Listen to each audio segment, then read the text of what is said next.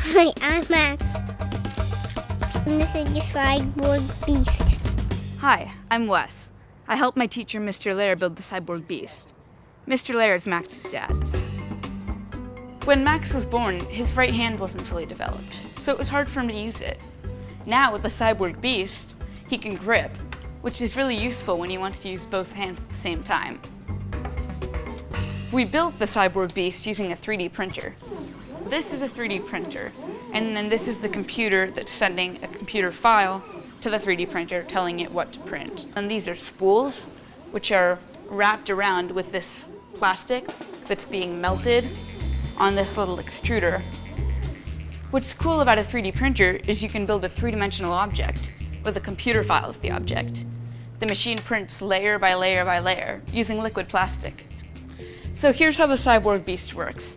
When Max bends his wrist down, the fingers come down too, because they're being pulled. And when Max returns his wrist to a straight position, the fingers open up and go back to normal. But here's the problem. The Cyborg Beast takes a lot of forearm strength to make it move. It's tough to push down. So it's hard for a kid Max's age to use it for a long period of time. So we're gonna build a new 3D printed hand for Max so that it's easier to use. It's called the Raptor.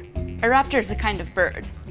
The hand designer, Peter Binkley, created it and named it after his son, Peregrine, also a type of bird.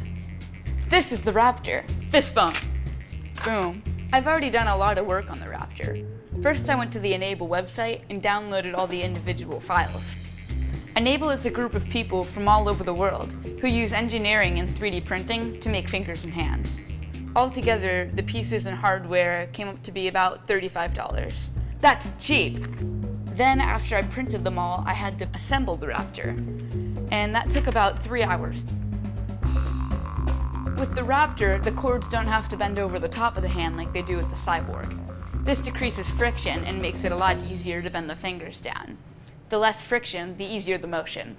Now I'm done to the final exciting part, where we get to put together the finishing touches. I'm cutting off the spongy cord, then I pull, and then once I'm at the right amount of tightness, this is gonna keep the thumb up when he's not bending his wrist. The next step is to put on these finger grips. These add friction to whatever the fingers touch, which is helpful when you're trying to use the fingers to grab something. I can't wait to try this with Max. Is that for me? Uh-huh.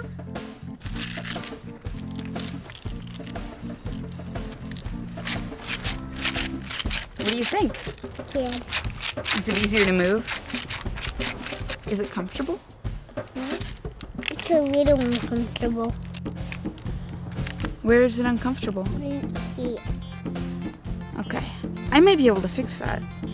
Max just told me that the Raptor is hurting his hand right here on the top of the gauntlet.